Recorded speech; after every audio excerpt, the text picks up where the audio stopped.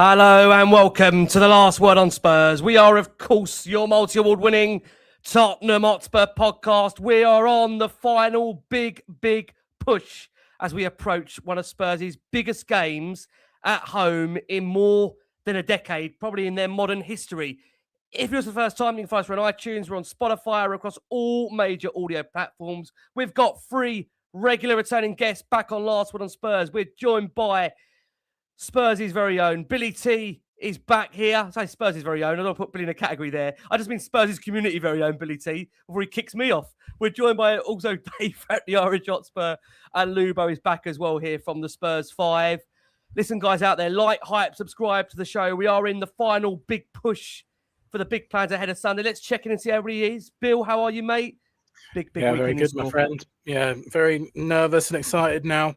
Big game on Sunday. Feels absolutely massive. Obviously, there's been a lot of effort going on behind the scenes from fans. I think everyone's buzzing now. So huge game, mate. But what a difference a week makes in football. Eh? I know it's the amount of shows we've all been on together, and crisis shows and depressed shows. But now it just feels like hopefully the start of something different.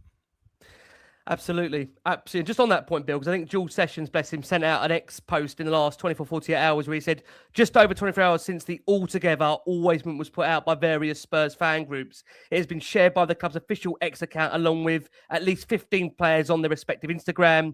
Fantastic unity in Spurs' community at the moment, which adds to all the positivity over the course of this week going in to Forest on Sunday. Lubo, mate, lovely you back on the show. I think it's fair to say in your time as a Spurs fan, you've seen some massive games. Where does this home game rank against Forest in your lifetime supporting this football club? I don't know. I've seen a lot of big games. I think, listen, win, lose or draw, it doesn't mean we're down. It doesn't mean we're safe. Yes, it's important. It's a 6 points. So, you've got to win the games that you play with the teams around you.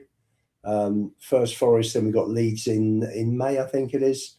So for me, yes, listen, it's a big game. It's going to be a tight game. I don't see it being as entertaining as it was on Wednesday nights.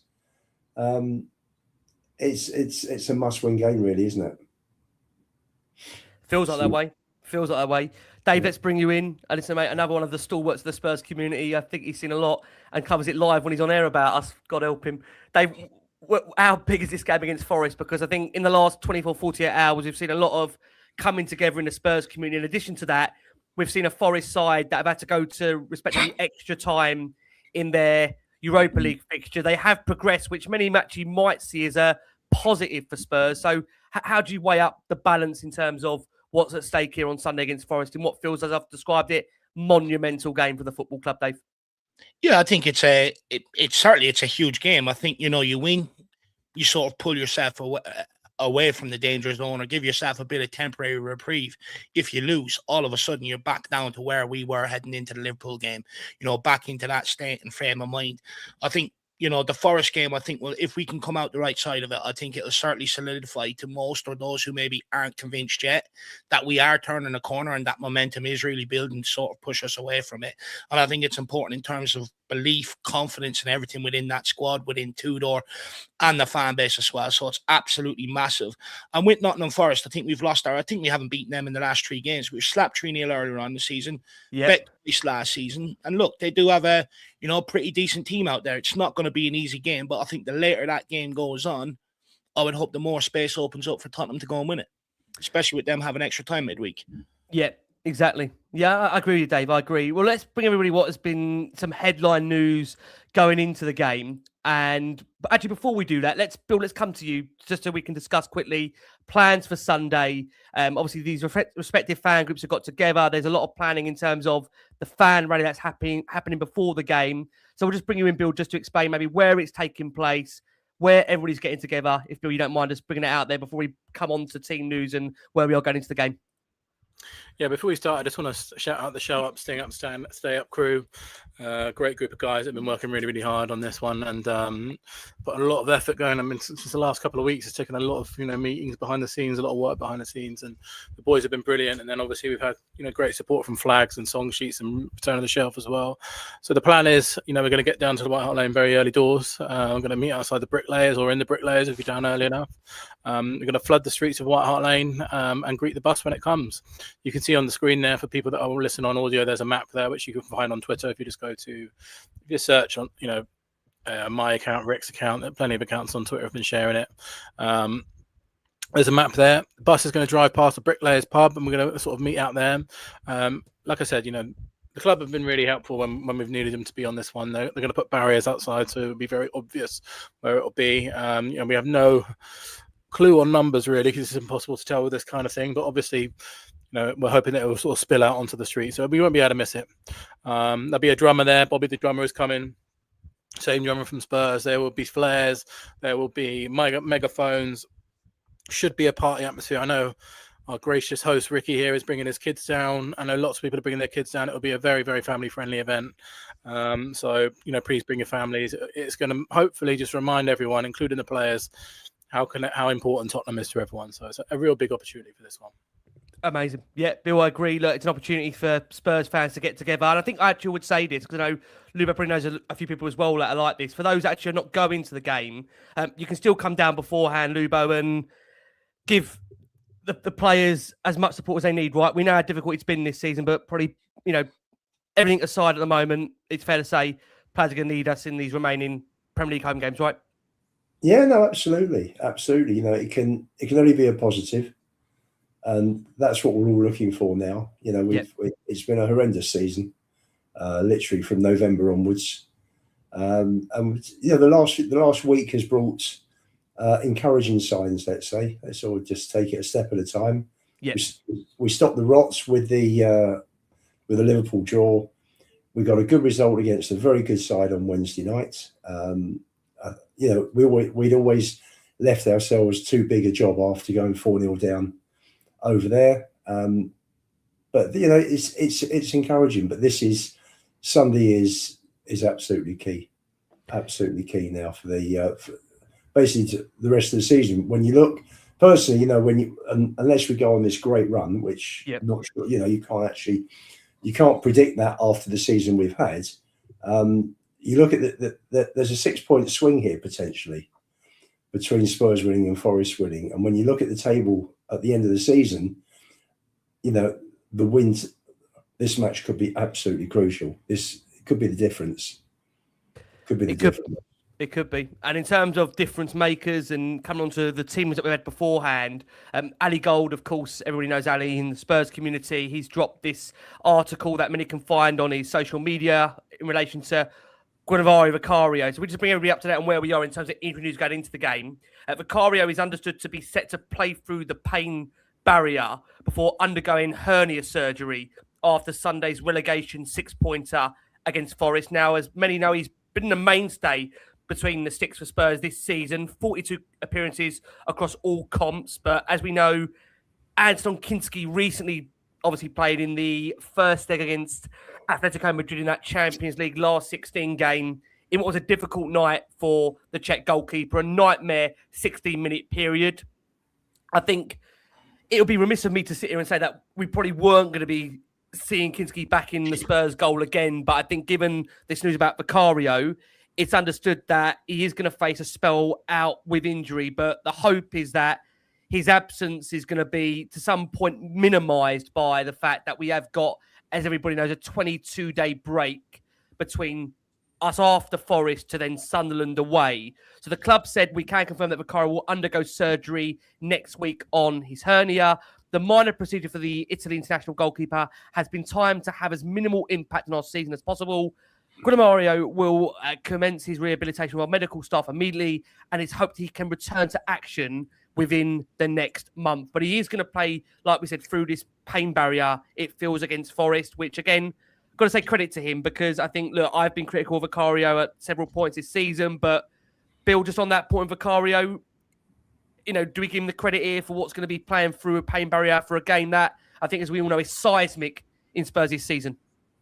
Yeah, of course. You have to respect any player. I remember going back to Man City last year. I think he play with a broken ankle or something like that, didn't he? I think when we beat them 4-1. Broken something over, I seem to remember, fractured ankle. So, there's precedent for it with him, and, fair play to him. We're all fighting for the club at the moment, and he's got a lot of stick, not least from me. And I think this probably adds a bit of context to everything. It probably explains why his kicking has been quite poor recently. It probably explains why there was those rumours before the Palace game that Kinský was starting and then suddenly he started. This is obviously an ongoing issue that's been going on for a while, and it might explain some of his poor form.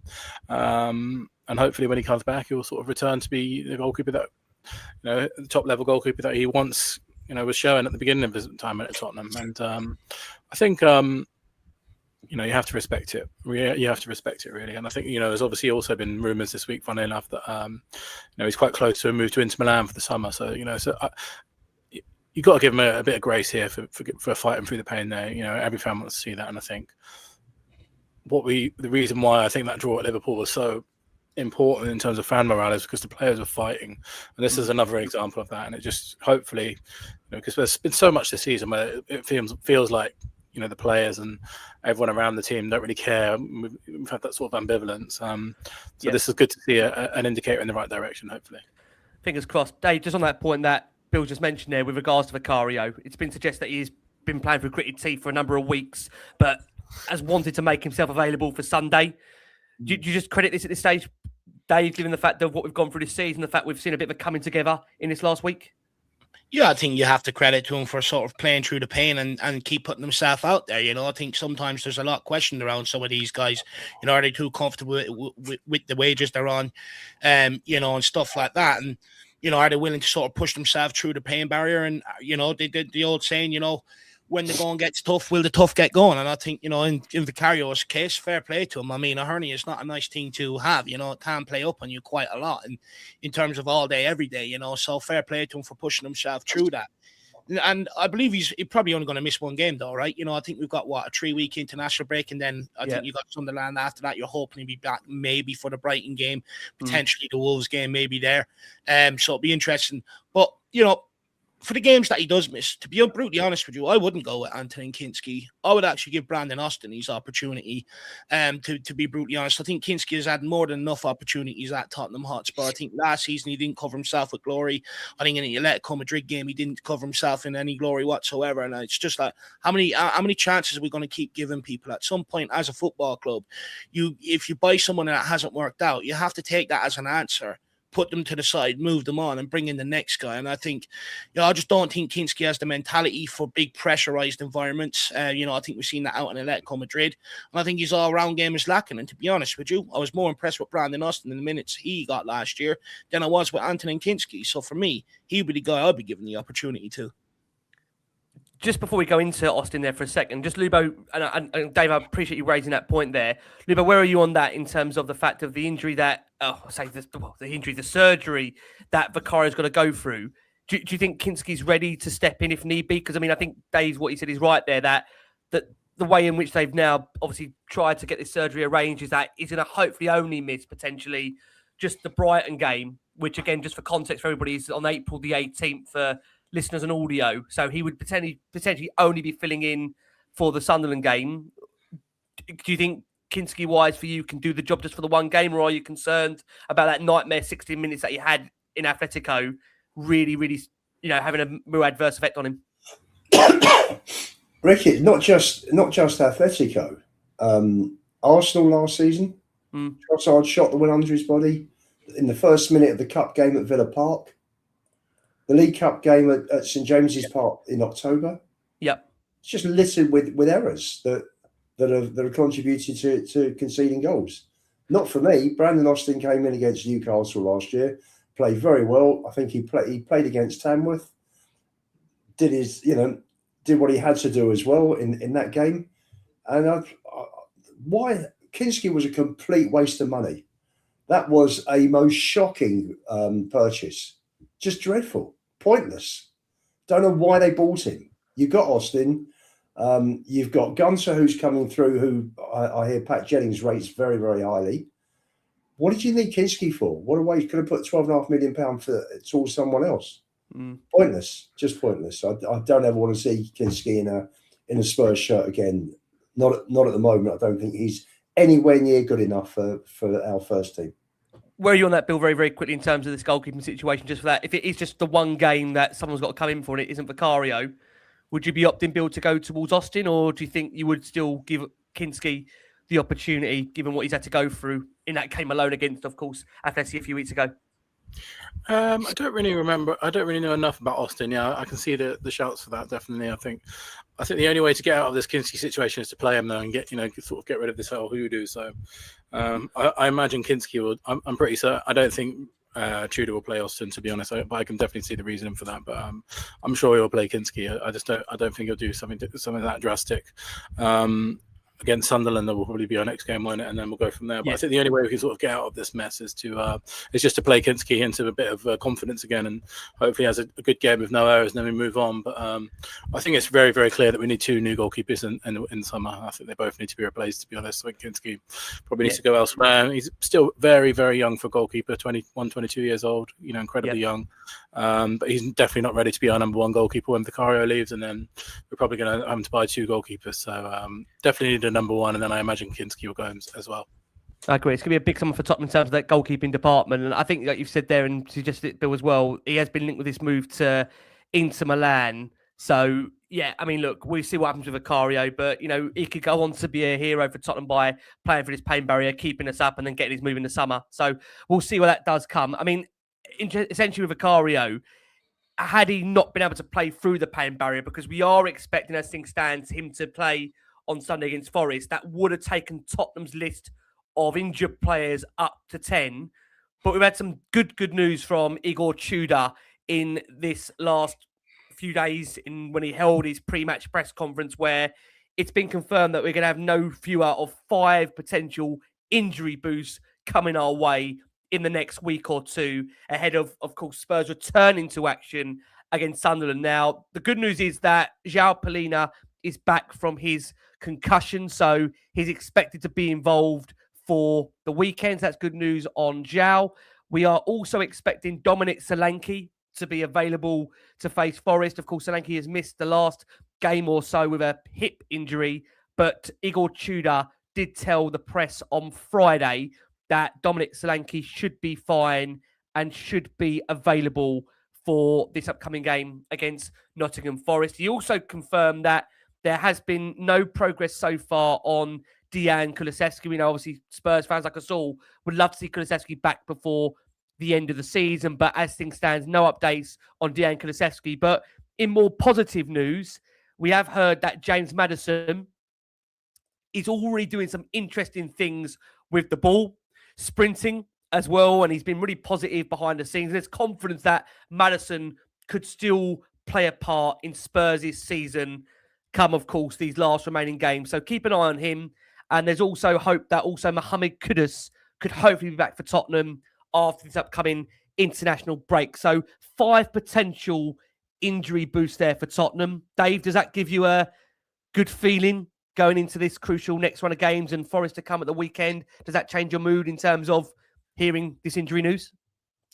Yeah, I think so. Look, I also question, how long is it going to take to get some of these guys up to speed? How much of an impact are they really going to have after being out for so long? That's obviously a concern of mine.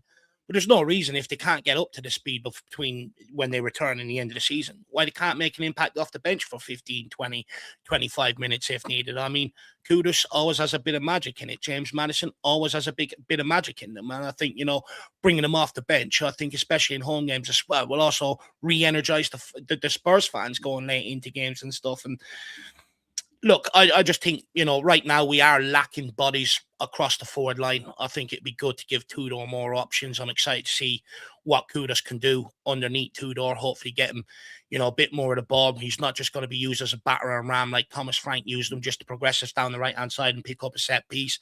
Hopefully we'll see Kudus get himself into a lot more goal-scoring opportunities. But I think he's going to be absolutely key in terms of helping us, have an extra body and a bit more threat down the right-hand side. I think Matisse has done a brilliant job down the left-hand side so far, and I think hopefully it will unlock Spurs, and hopefully we can enjoy us scoring a lot more goals, because I think, look, they've been very hard to come by this season. You know, they've been staggered, these goals. We're not used to this as Tottenham fans when we've had the likes of Kane, Son, Berbatov, Keane, and all them great goal scorers. We're not used to being this dry in front of goals, and I think having them players back would be so important, because also, if you want to stay up, goals are the most important thing. You know, half the reason why we're down here is our inability to be able to score goals and create a lot of chances. Now, we've seen against Atletico, that's improving greatly. Hopefully that continues. Add some of these guys into the mix. And then hopefully what you'll end up seeing is teams sitting off Tottenham and showing us a bit more respect than what they have in recent times. Because I think half of our problem is as well, sometimes they just go full press on us. Teams do not respect us. Just press Tottenham. You know, they have nothing going forward and they will make mistakes at the back. Whereas I think bringing some of these guys back will give you that threat going forward and hopefully change some of the opposition's game plans coming into the game and make our life a little bit more easier. Yeah, and just on that point, Dave, just forgive me so I don't forget all the injury news. Also, there's hope that Rodrigo Bentancur will also hopefully be back in a Spurs shirt in the near future. So, yeah, like I say, those 5 injury updates crucial, and we'll see how we come on that point. Just on Tudor, because, look, I think it's fair to say that it does feel that there's been a definite mood shift over this last week or so. And, look, I mean, I've been, again, very critical of Tudor. I mean, I didn't see how way he was going to even make it to the Liverpool game. And to be fair to him, there has been a real change around in the last week or so. And just by that point, I know Johnny Brain on X put this out there, to credit Johnny, just coming into YouTube on this point, 116.3 kilometres run by Spurs against Atleti. That sits just under Liverpool and above Fulham away. So we were averaging around 108 kilometres per game under Frank and close to 115 under Tudor. So there's no doubt about it, Lubo. He's got the team running, and they do feel, it seems in this last week or so, a lot more organised. Do you feel that at the moment? 2 ways of looking at it. Yes, they're running further. They're making the runs now. They're not coasting in effect. Yep. We're averaging 41% against 51% possession under Frank. So we're chasing the ball more. So that contributes also a bit towards the extra running. But listen, it's a positive. I think Tudor's gone in there. I said the other day, after the Liverpool game, I'd still get rid of him.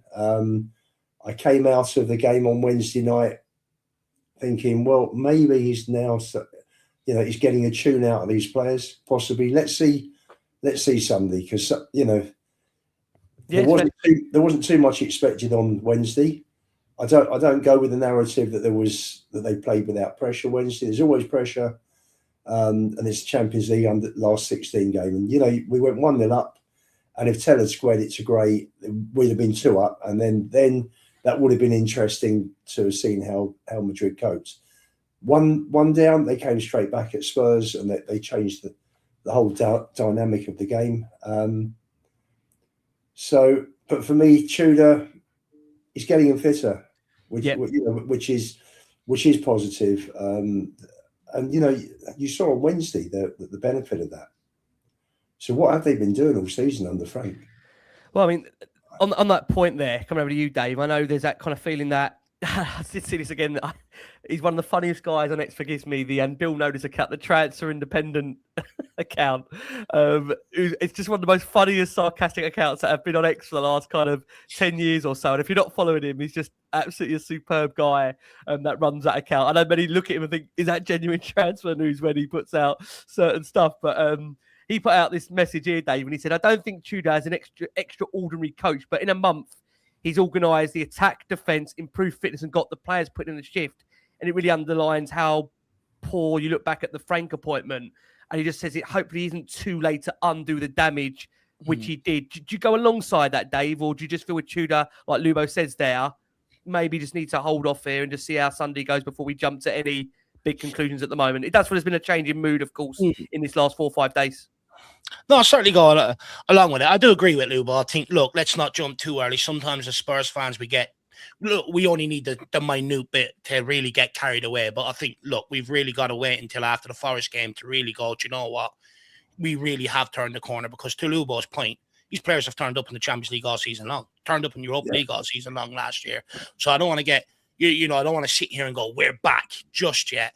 If we do beat Forest, I'm definitely going to start hitting that trail for sure. But look, when we hired Thomas Frank, I think I was one of the only ones out there that really didn't approve of it, and I was out there saying that I think he's going to put us into big trouble. I didn't ever think he was the right guy to take Tottenham forward, especially off the back of winning the Europa League. I think we could have went after it with a lot more ambition.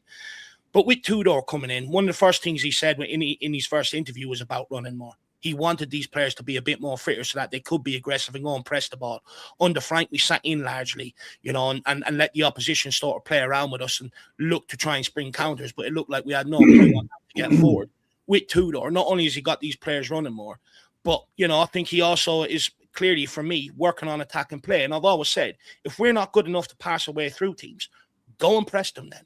Look to force errors higher up the pitch, and then you only have one or two passes to make, and you're in. You could create chances that way, and I think Tudor's definitely brought that. But I think for me, the biggest thing is he's dropped some of the big players on big wages. I think using that, bringing in young Callum Onasesi and giving him his opportunity and him taking it, I think he's also put pressure on them to a certain degree. I think the fact that he hasn't come out here and protected these players in press conferences. It was only a week ago, everyone was telling me we needed Harry Redknapp because he's going to put an arm around their shoulder and tell them how beautiful they look and how great their life is and stuff like that. Whereas I think, with Tudor, he hasn't. He came out after the Fulham game, put them on blast, can't defend, can't attack, can't run. He's called them out. He hasn't been afraid to take Vicario out, bring in Kinský. He hasn't been afraid to drop Conor Gallagher on 200 grand a week, drop Xavi Simons to the bench. And by making these calls and putting them on blast, the players then realise they have a decision to make. They have absolutely nowhere to hide then. In the previous managers, you would argue that they could hide behind them. They can't hide under Tudor because people are not going to blame Tudor because he's only here on a temporary basis. And if he can't affect change, then it's, your problem is clearly within the playing squad and the dressing room. So I think by putting them on blast, he's almost, challenged their professionalism, challenged their manlyhood, and they've reacted. So I think fair play to them and credit. It's one thing coming out and challenging players, but if you're not going to make big decisions and drop personnel and bring in other personnel, because where I got a little bit frustrated on the Tudor was against Fulham and that. He kept on persisting with Conor Gallagher. Conor Gallagher's not fit. You can see that in the guy. By the time he comes off the pitch, he almost walking off with an oxygen tank. He's just not fit enough right now. And I don't blame him. He spent most of the season at Atletico on the bench, and he's, struggling in that regard. But stop playing guys like that, and he stopped doing that, and he's bringing in guys that will run their nuts off. You look at Sarr and Gray in midfield, running their nuts off. And by the way, the reason why we're seeing a massive improvement in these two guys in the midfield is because under Thomas Frank, all he wanted these midfielders to do was rotate the ball left or right and move it out wide. With these midfielders, he's clearly instructed them, get on the ball, get your head up and play the ball through the lines. And I think that's why we also look better going forward, because we're not just looking to attack down wide and get set pieces. We're looking to punt it through the middle, put balls over the top and try different things. And despite everyone telling him he was wrong about what he's doing, he's been proven right about his approach. And one last thing I will say is, it's not that I don't like journos. I do like journos. But the way he treated that journo after the Liverpool game was absolutely top-notch and excellent. And I loved it because we're off the back of a good performance. And again, they're automatically trying to put the negativity back on Tottenham. Put us back in the place we're trying to come out of. And, he's just sort of sitting there going, why are you asking me these silly questions? It's like we're off the back of one of the first performances that, in a long time that we've seen. It's the first time we look like an actual team in terms of doing everything on the football pitch. And he came out and sort of put that report on blast and made him look silly. So hopefully none of them silly questions continue to happen between now and the end of the season. So, and he's just one of them figures. Like, I'm not being funny, but in order to be like him, you have to be able to back yourself up. And he does remind me a bit like, if I'm in that dressing room, I would half be afraid to say anything to him or back chat or question what he's asking me to do and stuff like that. And I think that fear also runs within that playing squad as well. So hopefully long may it continue, because we are getting a reaction. Absolutely, we are getting a reaction. Just on that, Bill, just want to get your very quick take on this, and we're going to get Bill just doing an advertisement for us here.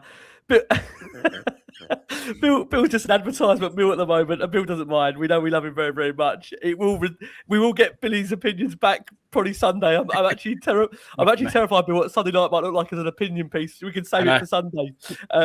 But just on that point that Dave's making there, obviously also Lubo is making there, 3 of Spurs' highest running stats this season have been since Tudor's come in. There's a suggestion that he's fixing what Frank has broke.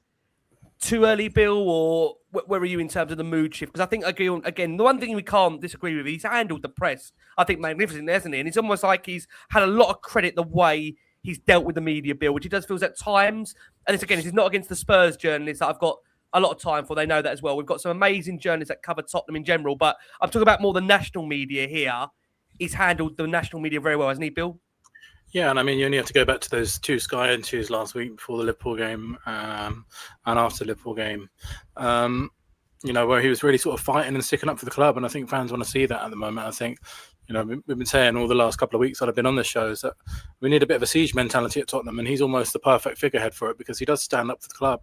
I saw after the Atletico game, he was having to go at referees. He's just been fined. And that in itself is an absolute joke, by the way, because all he was doing was saying that he suggested that Raul Jimenez, isn't it, I think, was making the most of a situation on cheating, I think, and he got fined. And then, I know Rodri said something, I didn't get fined again. The consistency against Tottenham there is a joke, but it's just good to see someone coming out and fighting against these guys because, there's a lot going against us at the moment. It's almost like us versus the world of Tottenham. Everyone wants us to go down. We've had horrific refereeing decisions all season. And Tudor, Thomas Frank never really called it out ever, not once. And Tudor's doing that already. And I like his combative style as well. I think it's good. We want to see, talk about Vicario earlier playing through injury. We want to see people fighting for the badge at the moment. And it's good to see Tudor do that. So I think that's been good. I like the fitness stuff as well. But, I agree. We have to temper our expectations here because, let's be honest, if he loses on Sunday, he's gone. So, we can't. And he still has not won it yet to win a Premier League game. But to quote a very viral video over the last few weeks, there are encouraging signs. Also, just to add as well, I think his statement before the Liverpool game, the way he handled that press conference was absolutely massive. He could have easily been sitting in there looking for his excuse for losing the game already with the amount of injuries and the circumstances. The fact that he said to not be a victim and actually stand up and fight, I think was absolutely inspiring to a certain degree because let's be brutally honest, and I'm one of them. I was starting to get guilty of it myself.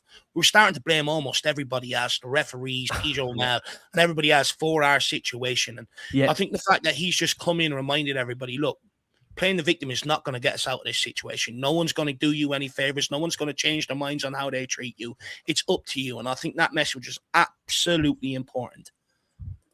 I agree. Look, we are just about to go for our first break of the show, our only break of the show for our listeners that are on audio. If you can, for us guys out there, it's our final show before the big push on Sunday for the fan run. If you can, for us out there, guys, like, hype, subscribe to the show. That would be greatly appreciated. Do the same for, of course, for Bill over at the Whistle Blows, Dave, of course, over at the Orange Hotspur, and the same for Lube over at the Five as well.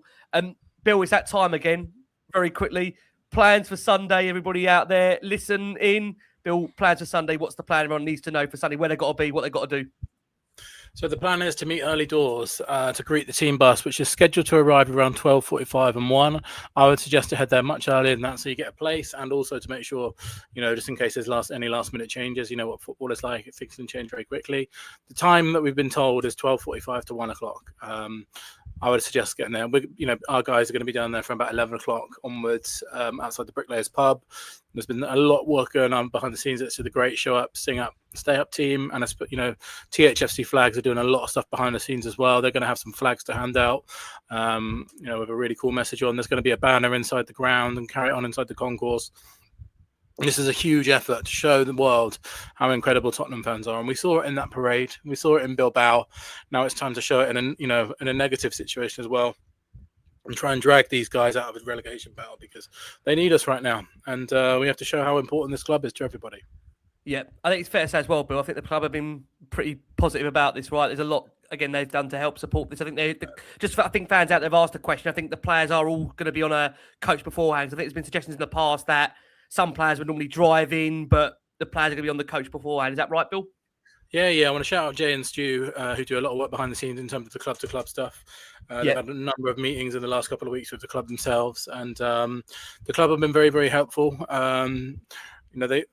Sometimes the players do drive in. They all agreed to get on the bus this time, which is good. It shows you how important it is, and how that they're very much aware of the situation that's going on. We've even been heard that injured players will be on the bus as well, which would be nice. So there'll be some special. Just look out on social media in the next couple of days, particularly on Sunday, particularly on Saturday. There's more stuff coming, more big stuff coming. The club have been really, really helpful for that. But so everyone will definitely be getting the bus. So I've seen some people suggest that they don't get the team bus. That's completely not true, and it should be a big one. Okay, fantastic. Look, I mean, it's fair to say that there might be some decisions that he'll still have to make in terms of the team for, of course, Sunday. Before we come on to just generally again to close how big the game is, let me come over to Dave. Dave, Xavi Simons, if I can. Xavi Simons.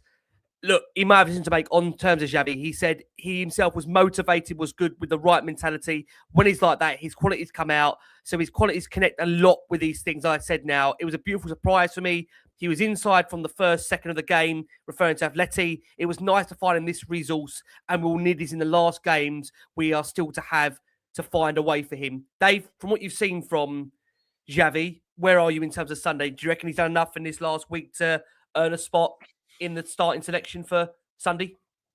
I think it's hard to overlook him after his game against Atletico Madrid during the week. But I think it's fair to say a lot of his best games have come in Europe this season for Tottenham Hotspur. It's where he's made his impact. I think sorry about that. In the Premier League, I think he's largely struggling with the physicality, and in the final third in the Premier League, you always have players closing you down and on you and stuff like that. And I think we've seen that in Atletico to a degree. I think their first goal, I think a lot of people could sit there and scream that it was a free kick. I think it was shoulder to shoulder, personally. I don't think it was a free kick. And, it's little things like that in games like this that could become very, very costly. Let's not forget, Nottingham Forest will be physical with us. They're not just going to roll over and die here. They have everything to play for just as much as we do. So I worry about him physically in that regard. But I think largely this season, I think he's been sort of unfairly scapegoated at times. I think, a lot of people sort of look at him and go, he's a luxury player. I don't think so. I just don't think the system was ever set up to really get the best out of him underneath Thomas Frank. You're putting a guy like him in a defensive system. It's not really his game. It doesn't really suit him. And I just think, from what I've seen, I think there's definitely a player there. Obviously, we would like to see a lot more consistency, but I think that will come, next season and as the years come on. But I definitely think as a long-term signing, I think, we've got a player here. It's just this season hasn't maybe panned out the way he wanted it to. But I think largely, and I think it's the same with a lot of our forward players. Kudos has had better seasons at West Ham, and he's had better seasons across Europe. Same as this guy. And I think a lot of that largely is to do. You brought in these attacking guys for a defensive manager, and he didn't know what to do with them or get the best out of them. Yeah, just coming to you, Lube, on that point around Xavi. What would you do in terms of Sunday? Is it a decision that Tudor needs to take on him? Would you put Xavi in the team based on what you saw in that game against Atleti? A couple of goals, a superb one. Of course, he finished it with a penalty as well to secure us the win. Where are you on that for you, Lubo? I play him every game. We haven't got prolific strikers. So without a creative midfield player, the strikers are probably going to be starved of any service. So for me, you've got to play him every time. Yes, he has had better games in Europe. I thought his cameo when he came on at Brighton in September was superb. He came on after about 60 minutes and ran the game. You can see he's got it. Yes, he has been underwhelming for the team this season, but I think thinking about it in fairness, there's been no system. We haven't had a system. I think Tudor's trying to put a system in place, which will be the first time probably for 3 years now since Conte left. There's been nothing since then. It's just been chaos or overly cautious. So for me, it's unfair to judge several of these players. I think with a proper settled manager in for next season, you'll see the best order. You'll see which players are good enough and which players are limited and will ultimately go. But no, coming back to Simons, 100% play him on Sunday. He gets the ball, he weaves in and out. He's going to draw fouls, and that's what you want. Yeah. Just on the point there, you mentioned guys around the forward line and what he's going to do. Dave, he may have a decision to make as to whether he does want to go with two up top and what he does with Matisse Tell, and obviously with Richarlison back available from suspension. Obviously, that was the Champions League, but obviously in terms of the Premier League, Dave, what's the conundrum for that for you in terms of how he does approach the forward line, and what would you do if you were Tudor ahead of this game against Forest? How would you like to see us set up and play? Yeah, it's hard to know whether he's going to go with the 3-4-3 or the 4-4-2. But I think the encouraging sign is we won against Atletico playing the formation we did, and we also picked up a point against Liverpool playing the formation we did. And I think we're starting to look solid regardless of what he puts out there. I think personally he'll go with the 3-4-3. I'm thinking, and across the front line, Personally, I'd like to see Moani down the right-hand side, Richarlison through the middle, and Tell off the left-hand side. I think Matisse Tell, for me, don't get me wrong, I think he can be frustrating at times in terms of maybe end product, a lot of the times. I think there Wednesday night, I think we've seen that youthfulness side, that naivety in the guy. He had 2 opportunities to square it across the 6-yard box and then chose to shoot on both. And that's the price we're paying for bringing in young players right there in them sort of moments. I think same with Archie Gray during the week. Their first goal, he could have pulled down in midfield after Xavi Simons was out muscled. He didn't. I think an experienced player like Palhinha does. So I think that's where the hidden cost of buying young is maybe coming to bite us in these big games, in big moments and stuff like that. But Matisse Tell, for me, I think he single-handedly, the last while, has dragged this team going forward. I think usually when we do spark into life or we do get up, forward, it's because of him, his ability to be able to carry the ball, beat a couple of players, pick up throw-ins, corners, put crosses into the box. I mean, that cross for Moani the other night was absolutely sensational. It was on the head. It was harder to miss. It was that good. So I think he definitely has to start. Colin Moani, I know a lot of people haven't been too impressed with the guy. But, one assist against Liverpool. And what I love about that is where I don't think he actually gets enough praise. If you're a player with his reputation, and then you also got the World Cup coming up, I'm not being funny. Most other players would have shot that rather than lay it off to Richarlison. It's the decision-making, the composure in the moment for me. And he also done that against Slavia Prague earlier on in the season. And he scored there, during the week. So I think he has to start. And with Richarlison, the guy's just going to give you endless running. Great. One thing where people can question his quality in terms of all-round play, but one thing this guy does every time he enters the pitch is empty the tank. He will go and press the living daylights out of him. And one thing he always does is find himself in space for opportunities. That goal against Liverpool, he found himself waiting just to tap it home. He had a couple of other chances. And for me, I think, regardless of what people think of Richarlison, I'm glad we have a player like him, actually, to be honest, with where we are right now, because he's experienced in it. He's done it with Everton. But, I think just when you don't have the quality, sometimes you just need a bit of heart, desire, and a bit of passion. And this guy does that, and other people will follow. So he has to play. Just on that point, Lubo, where are you in terms of the forward line and how he does line up? Does he play with 2 up top? Does he potentially leave one of them out? Where are you, Lubo, in terms of how he should play that forward line against Forest?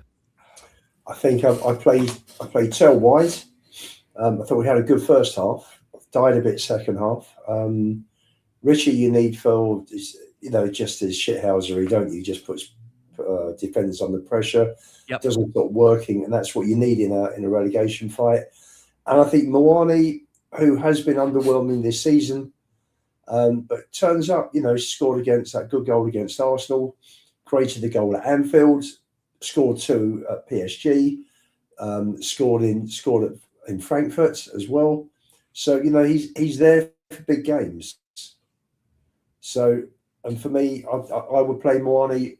Solanke is going to be just about fit, so I'd put him on the bench anyway, with this hip injury that he's carrying. And for me, I'd play the 3. I'd play 3 in midfield. I play Palhinha and Gray with Simmons. And a back 4. What back 4 would I play? It's interesting. Someone actually said to me that Romero and Van der Ven are far better footballers than Danso and Dragusin.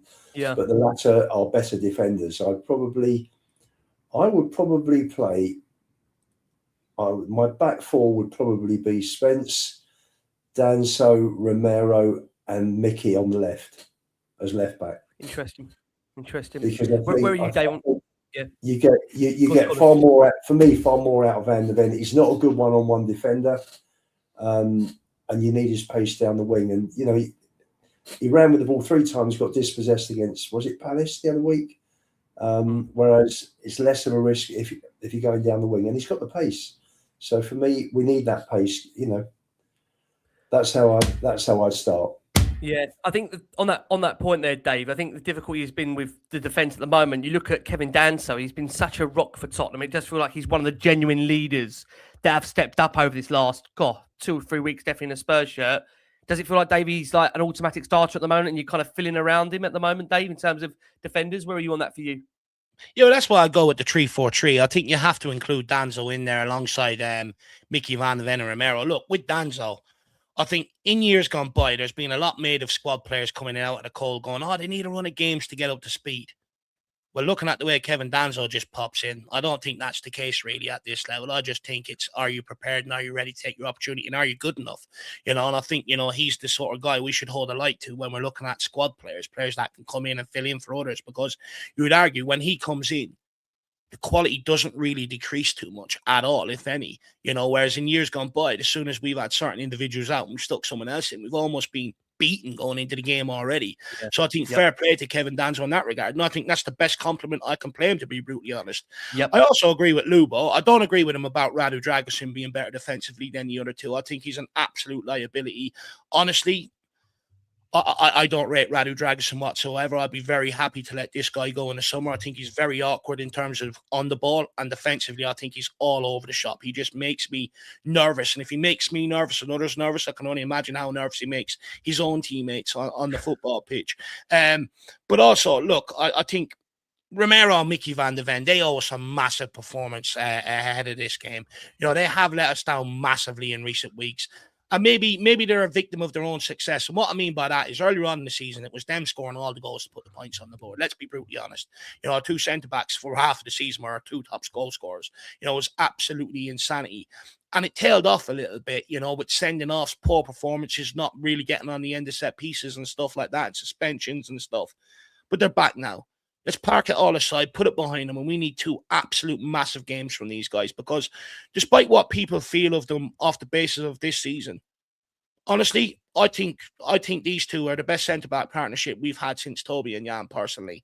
And I think if they could get their act together and improve, I think they could go on and emulate Toby and Jan. I think, Romero's got the passing ability of Toby and stuff like that. And I think, Mickey van de Ven actually runs similar to Jan Vertonghen in that regard. So for me, and plus they were absolutely crucial in the Europa League final. Romero was absolutely crucial in terms of leading the team, and Van de Ven cleared one off the line to be able to, so that we could lift the trophy at the end of the game. So let's park everything we feel about these two guys, because I think there's a lot made about their attitude, sending offs and commitment and stuff. And let's hope they put in a massive performance for us. And then moving on to fullback. Look, I think Porro would have to play a right wing back. For me, I'd actually bring Destiny Udogie in at left wing back personally. I think Jed Spence has been a bit of a liability of late. I think in possession, look, it's not all his fault. Right footer playing down the left-hand side. Naturally, a lot of what he's going to want to do is move the ball inside on his right foot because he's more comfortable. But I think it slows us down in terms of how quick we can transition from defence into attack and spring moves down that side. And I almost think you get more out of Matisse Tell having Udogie with a left footer looking to play the ball directly down the line as well, or carry that ball, which means Matisse Tell can make runs for him and stuff like that. But I'd also argue, where I've always praised Jed Spence, is I think defensively, I think he's been brilliant at times. But I think in recent weeks, for me, I think he's been a bit poor, actually. I think, you go back to some of the games recently, Palace, Liverpool, games like that, Atletico, how many players are just running off him and he's slow to react? And it's one thing that's driving me mad. So I think he could do with being dropped and bring in Udogie and give him a short, sharp reminder. Okay. Well, look, guys, we're going to squeeze in actually our next break of the show for our listeners that are on audio. We're going to quickly hear from Cristian Romero, who was courted in the, I think they say the lounge in which the players go for, of course, on the back of a game where they enter. So let's quickly hear from Cristian Romero, and we'll get the chap's thoughts on that. If you can for us out there, guys, like, hype, subscribe to the show. Really important we push this one out to a wide range Spurs audience. Please do the same for Dave, of course, at the Orange Hotspur. Give us a subscribe over there. And, of course, Lubo, part of the five. Let's hear quickly from Cristian Romero when he was asked about his future only just a few days ago. Estamos viviendo tiempo difícil, por así decirlo. No me esperaba estar en esta situación en una temporada, pero nada, hay que aceptarlo más que todo. Creo que si jugamos de esta manera, con esta mentalidad, como demostramos hoy, seguramente va a ser más fácil. Ahora nos quedan algunas finales. Tenemos Nottingham en casa, que tenemos que darlo todo, tratar de repetir la actuación que hicimos hoy. Creo que vamos a salir adelante. And Dave's going to kindly translate that for us. I'm only joking. I honestly thought that clip was going to be in English, so please forgive me. I could barely speak English, Ricky, let alone Spanish or Argentinian. Do you know what, Dave? I genuinely thought that clip was going to be English, so please let my apologies, guys, out there that would have heard that. So Romero was asked about his future only recently, in which he said that, look, I've got far greater things to worry about right now. The emphasis on helping Tottenham out of the situation that they're in. look, I think it's fair to say that, guys, in the situation that we're in right now, when a player's been asked about his future, it could have quite easily been a derailment where he could have said that I'm looking to leave at the end of the season. But Luba, I suppose, out of that interview, by the fact that he suggested that his focus is on Tottenham and nothing more right now, is that what you want to hear from a player at the moment, given the situation that we're in? And I think Porro did echo that only a few days earlier to that when asked by Spanish media. He actually said that we're already at a big club and this is not a time now to talk about his future. What did you make of Romero's comments? No, I agree. It's Romero owes us 8 massive games this season from here on in. After that ridiculous bozo moment he had at Old Trafford has cost the team, because we picked up 1 point, which was probably the 1 point he didn't expect to get from Anfield. But the other games, where was he? You can't start throwing, you can't start firing bullets at the board. And as soon as things get tough, you duck out of it. And that's what he did. So for me, he really let the team down as team captain.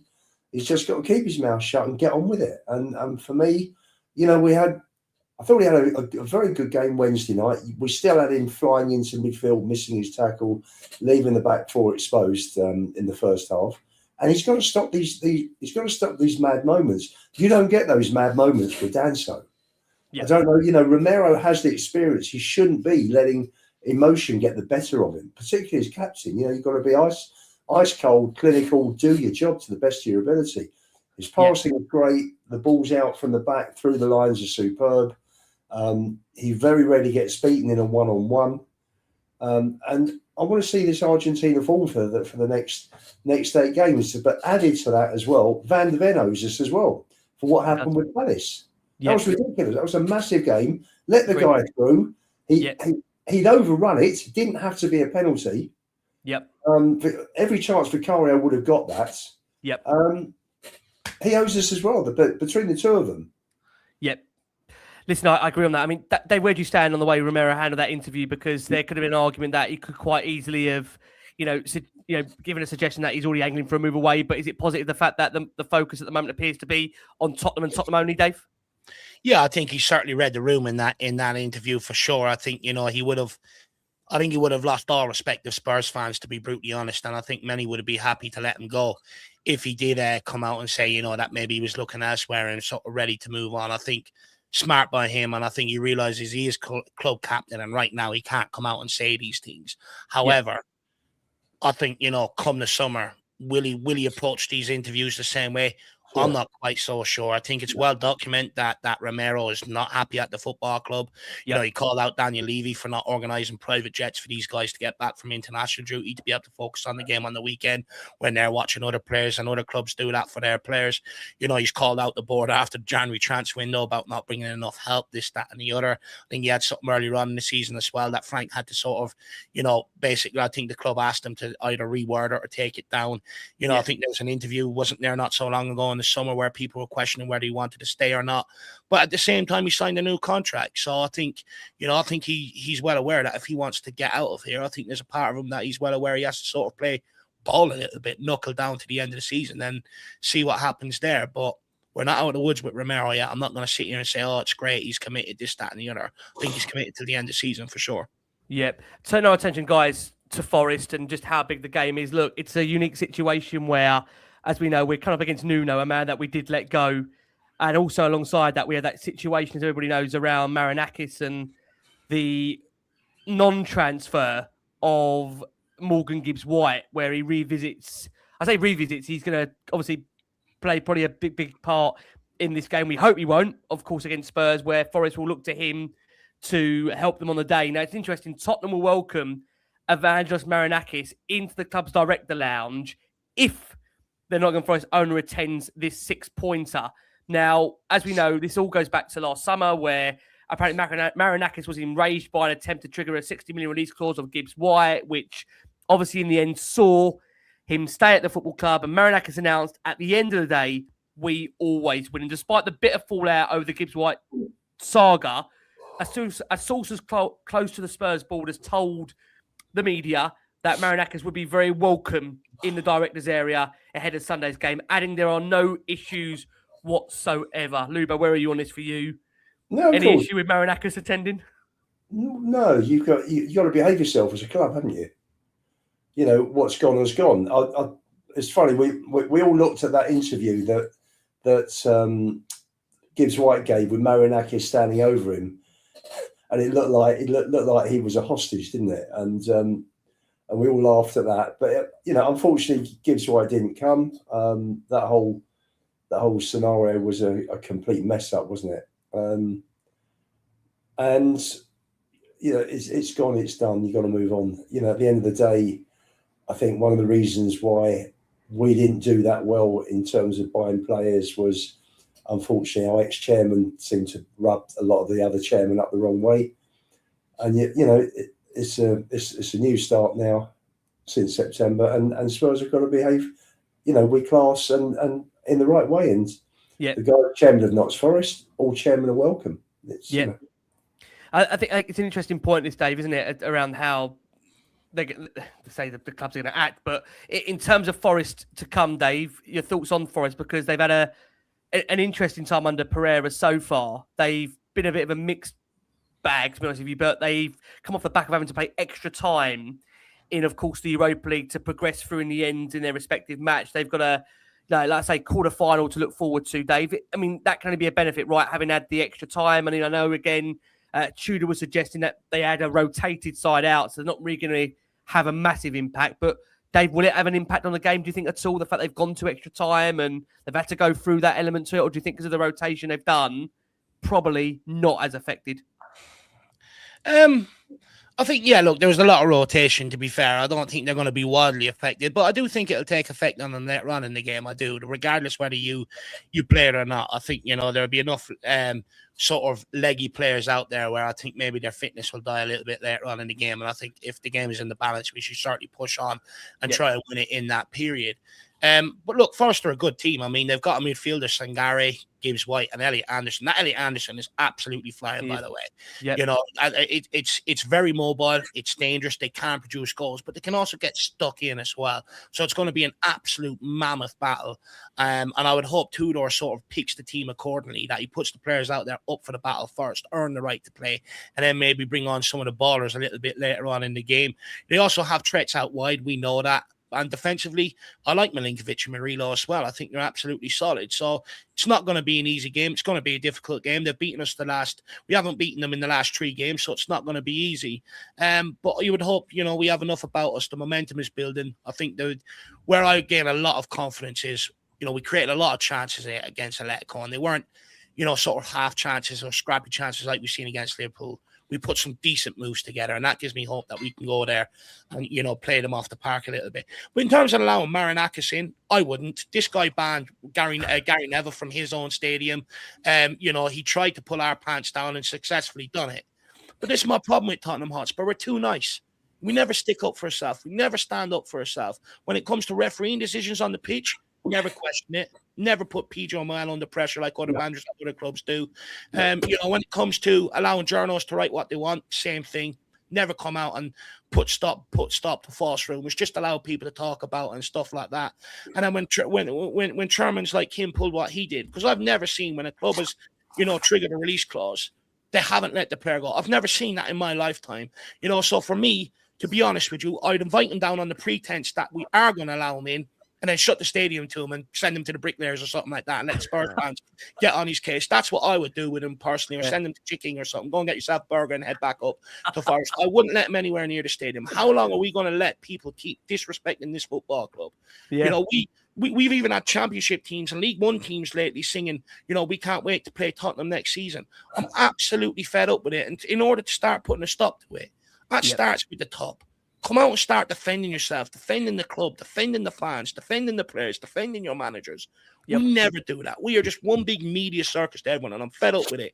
And allowing this guy to come in just continues that on. We are way too nice as a football club, and I hate to break it to people, but nice guys don't win, especially at elite level sport a lot of the times. You've got to be ruthless. You've got to be cutthroat. Until we adopt that, we will never, ever compete for a Premier League title. Well, on that point, Dave, it actually remains to be seen whether he will be at the game, as he famously normally leaves a decision until the last minute. So we'll have to see. But look, listen, I can totally understand the point that you're making there, Dave. But look, Marinakis being there or not, I mean, that's not going to change the outcome of it. I mean, Forest in itself, Lubo, the game itself, on the challenge of it, Tudor said it's a long game to play, a few games in the game. You need to be inside from the first to the last second of it, including the 5 subs. So a big respect to them because they have players who can hurt us, but as well going on our sides and going with the things that we've got with confidence, with courage and humbleness, with all the stuff, we can win the game. Are you concerned, Lubo, about Forest in general coming to us? They have got players that can hurt us, but I know he was remiss to want to say how big the game was. He didn't wanted to suggest it's a cup final, but where are you on that for you? Sorry, Ricky, before I answer, can I just touch on what Dave just said? We need new owners for all of that, Dave. Defending the club, looking after the club. We need new owners. We need a fresh broom, new start, new people. But before that starts happening. In terms of Forest, we've got to get at them from the first minute, take control, take the initiative from the off and go at them and don't let them off the hook. And sort of, hunt in packs. Yep. And get after them and don't let them breathe. The reason why, before I said about Spence, they're probably one of their main outlets, creative-wise, is Hudson-Odoi. I'd rather have Spence marking him than Porro, that's for sure. I think if Spence stops Hudson-Odoi, then I think that'll be one of their main outlets. Closed down. I don't rate Porro defensively. Technically, he's a good player. I'd rather have Spence there for this game, to be honest with you. I think win it. I think, but we've got to be on our game, bang on the whole game. His substitutions have got to be right. His team selection's got to be spot on. Yeah, because he's made some strange decisions initially. Excuse me, I'm going to sneeze. He's got to get it spot on Sunday. Yeah, Dave, on that point, you're on that point there with regards to how he's going to line up for this one. But you've got those concerns that Luba was mentioning. No, I just think Luba's absolutely spot on. I think where our big problem has come at home in the Premier League this season is we've sat off teams and allowed them to pass the ball across the back line and the goalkeeper and sort of, feel their way into the game, gain a bit of confidence. Then what they were starting to do was venture forward, put pressure on us, and we were cracking. And the game was already over before half time. With the conservative effort of Tottenham fans getting down there to greet the fan bus in, hopefully get into the stadium early, make it an absolute raucous, intimidating atmosphere. The tactics have to be from the off, go for them. I think if we're cagey from the off, I think it quietens everything down, and I think it works in Forest's favour. We literally, as Lubo says, have to go and hunt in packs and look to put the pressure on early and use that energy about us, use the momentum we've been built. We cannot allow these to settle in at our stadium like we've done all season under Thomas Frank. It was one big bugbear of mine that drove me absolutely mad because I could see it happening.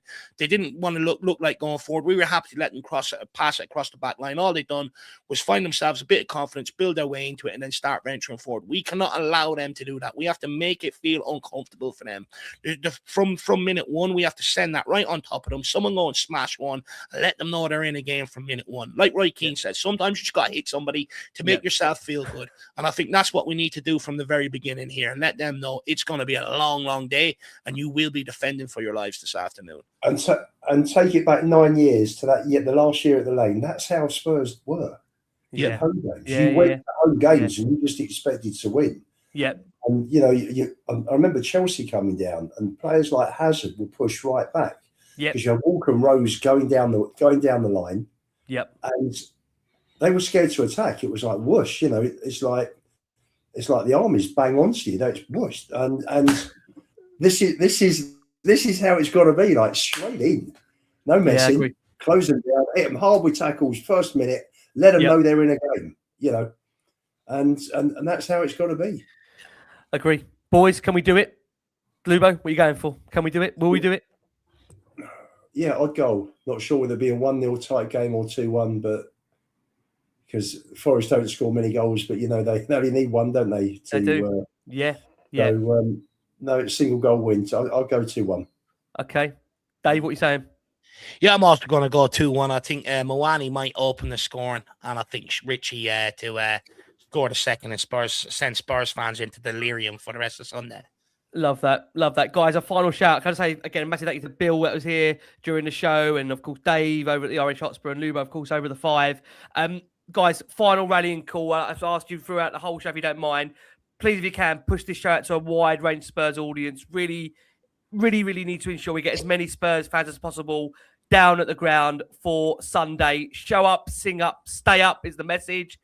Try and everybody get together. Like I say, the expectancy time to kind of arrive around the lane, around the 11:30-ish, to greet the team. The coaches, the players will arrive. The players are due to arrive at this time. And obviously, of course, get there early, pack the streets, give them a big arrival. That's between quarter to 1 to 1 o'clock. Then at least 1:20, the plan is in to flood the concourses, build the atmosphere, make it special, Bodo style in the ground. If you can for us out there, please make sure you do that. Important we build the atmosphere for the players. I know Kevin Dance has got a message we're just going to share from Bridgie before we allow everybody to disperse. Let's quickly hear from Bridgie and Kevin Danso in terms of what they're feeling ahead of Sunday. The first player to post that message, you saw that fan support, didn't you? You saw that message from the supporters, didn't you? Yeah. All I'd like to say is thank you. You guys are amazing, and we're going to give everything on Sunday. Brilliant. Well done, Kev. Cheers. Well done.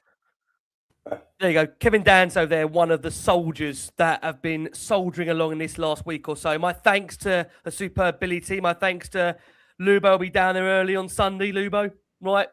Autographs and pictures available? I'll be down probably for about 1 o'clock, I reckon. Okay. Spot the fanfare behind him, and Dave will be covering us all over in Ireland and bringing the Irish contingent over to help us. Dave, thank you so much for being a star. No, it's been an absolute pleasure. Look, big game this weekend. Even if you don't have a ticket for the game, you're in around the area, I do encourage everybody to get down. You know, this is absolutely massive. None of us want to be playing Plymouth away and stuff like that, you know, next season. We want to maintain Premier League survival. So get down and do all you can. And if you can't and you're not in the vicinity and you have nowhere to watch the game, come and join me on my watch along.